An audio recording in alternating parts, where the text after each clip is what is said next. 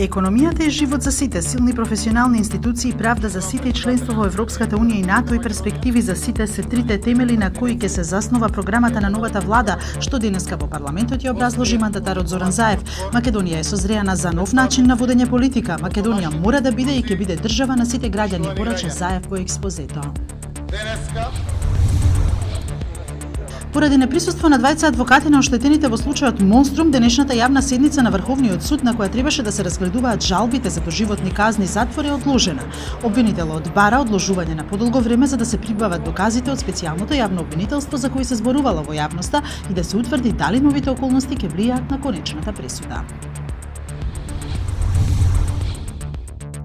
Британската премиерка Тереза Меј изјави дека е подготвена да се откаже од преговорите со Европската унија за Брекзит доколку договорот не биде доволно добар.